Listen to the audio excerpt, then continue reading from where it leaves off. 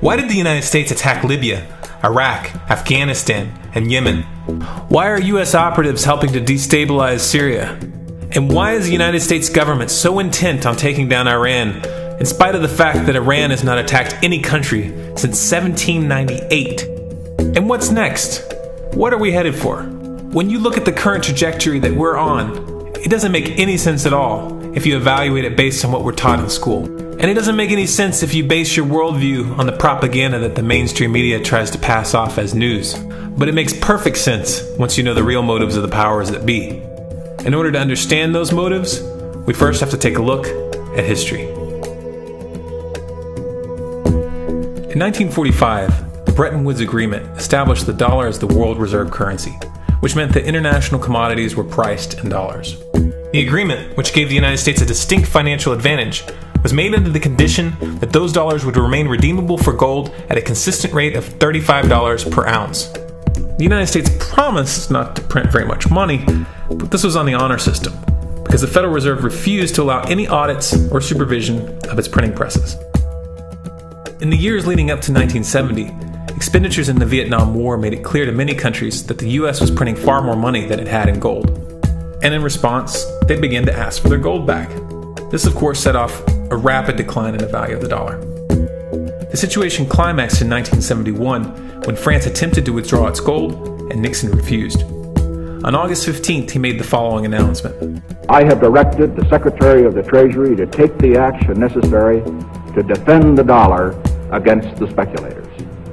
I have directed Secretary Connally to suspend temporarily the convertibility of the dollar into gold or other reserve assets, except in amounts and conditions determined to be in the interest of monetary stability and in the best interest of the United States. This was obviously not a temporary suspension, as he claimed, but rather a permanent default. And for the rest of the world who had entrusted the United States with their gold, it was outright theft. In 1973, President Nixon asked King Faisal of Saudi Arabia to accept only U.S. dollars as payment for oil and to invest any excess profits in U.S. Treasury bonds, notes, and bills. In return, Nixon offered military protection for Saudi oil fields. The same offer was extended to each of the world's key oil-producing countries, and by 1975, every member of OPEC had agreed to only sell their oil in U.S. dollars. The act of moving the dollar off of gold and tying it to foreign oil instantly forced every oil-importing country in the world to start maintaining a constant supply of Federal Reserve paper. And in order to get that paper, they would have to send real physical goods to America. This was the birth of the petrodollar. Paper went out, everything America needed came in, and the United States got very, very rich as a result.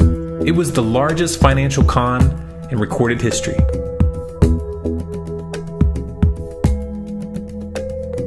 The arms race of the Cold War was a game of poker.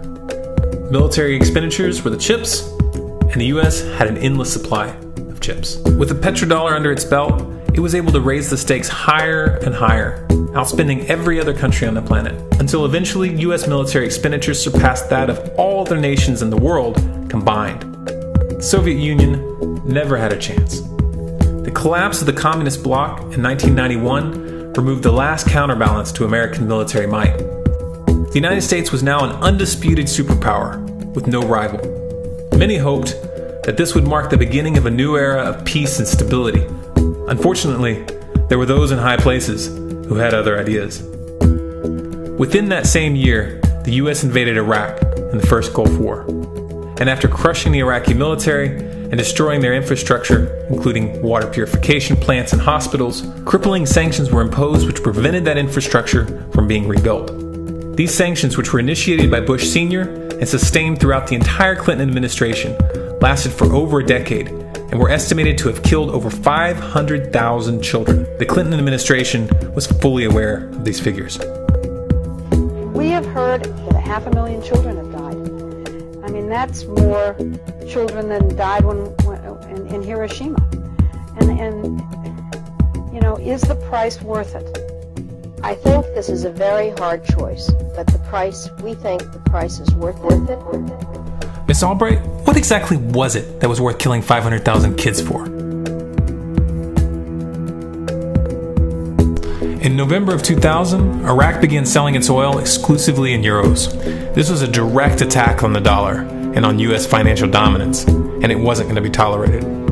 In response, the U.S. government, with the assistance of the mainstream media, began to build up a massive propaganda campaign claiming that Iraq had weapons of mass destruction and was planning to use them. In 2003, the U.S. invaded, and once they had control of the country, oil sales were immediately switched back to dollars. This is particularly notable due to the fact that switching back to the dollar meant a 15 to 20% loss in revenue due to the euro's higher value. It doesn't make any sense at all unless you take the petrodollar into account. So I came back to see him a few weeks later, and by that time we were bombing in Afghanistan. I said, "Are we still going to war with Iraq?" And he said, "Oh, it's worse than that." He said, he reached over on his desk, he picked up a piece of paper, he said, I just got this down from upstairs, meaning the Secretary of Defense's office today, and he said, "This is a memo that describes how we're going to take out 7 countries in 5 years, starting with Iraq and then Syria, Lebanon, Libya, Somalia, Sudan, and finishing off Iran. Let's take a look at the events of the past decade and see if you see a pattern.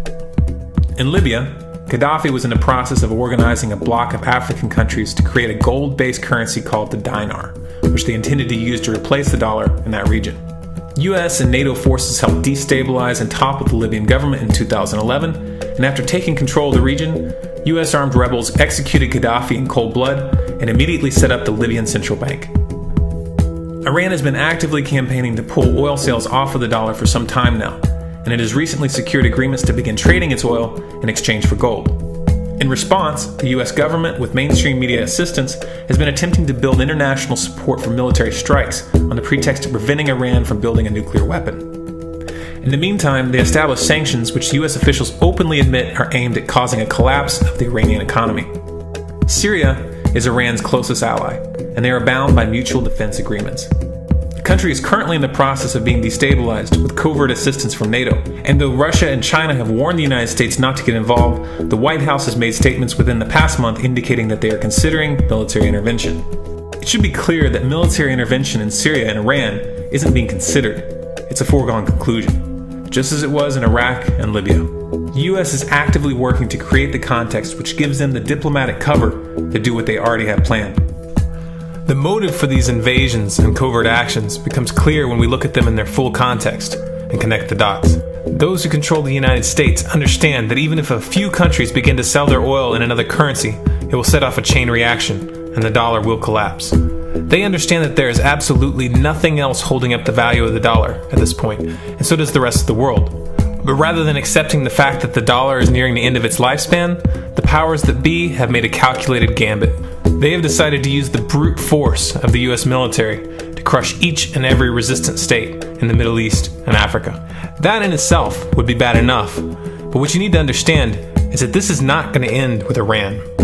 China and Russia have stated publicly and on no uncertain terms that they will not tolerate an attack on Iran or Syria. Iran is one of their key allies, one of the last independent oil producers in the region, and they understand that if Iran falls, then they will have no way to escape the dollar without going to war. And yet the United States is pushing forward in spite of the warnings. What we are witnessing here is a trajectory that leads straight to the unthinkable. It's a trajectory that was mapped out years ago in full awareness of the human consequences. But who was it that put us on this course? What kind of psychopath is willing to intentionally set off a global conflict that will lead to millions of deaths just to protect the value of a paper currency? It obviously isn't the president. The decision to invade Libya, Syria, and Iran was made long before Obama had risen to the national spotlight. And yet, he's carrying out his duty just like the puppets that preceded him. So who is it that pulls the strings? Often the best answer to questions like this are found by asking another question. Qui bono? Who benefits? Obviously, those who have the power to print the dollar out of thin air have the most to lose if the dollar were to fall. And since 1913, that power has been held by the Federal Reserve. The Federal Reserve is a private entity owned by a conglomerate of the most powerful banks in the world. And the men who control those banks are the ones who pull the strings. To them, this is just a game. Your life and the lives of those you love are just pawns on their chessboard. And like a spoiled 4-year-old who tips the board onto the floor when they start to lose, the powers that be are willing to start World War III to keep control of the global financial system. Remember that when these wars extend and accelerate. Remember that when your son or your neighbor's son comes back home in a flag-draped coffin. Remember that when they point the finger at the new boogeyman. Because the madmen who are running this show will take this as far as you allow them to. So how much time do we have left? It's a question I hear constantly, but it's the wrong question. Asking how much time we have left is a passive posture. It's the attitude of a prisoner who's waiting to be taken out to a ditch and shot in the back of the head. What are our chances? Can we change course? Also the wrong question. The odds don't matter anymore. If you understand what we're facing, then you have a moral responsibility to do everything in your power to alter the course that we're on, regardless of the odds. It's only when you stop basing your involvement on the chances of success that success actually becomes possible. To strip the ill-begotten power from the financial elites and to bring these criminal cartels to justice will require nothing less than a revolution.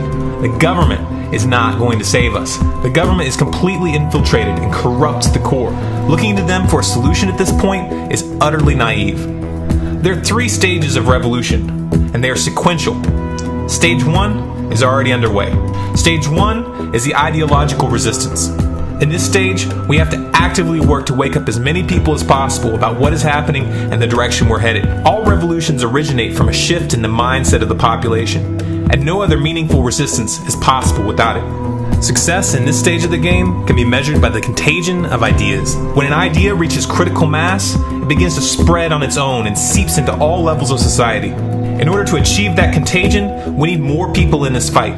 We need more people speaking out, making videos, writing articles, getting this information onto the national and international stage.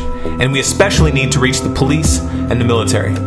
Stage 2 is civil disobedience, also known as nonviolent resistance. In this stage, you put your money where your mouth is, or more accurately, you withhold your money and your obedience from the government, and you do everything in your power to bring the gears of the state to a halt. Practiced in mass, this method alone is often enough to bring a regime to its knees.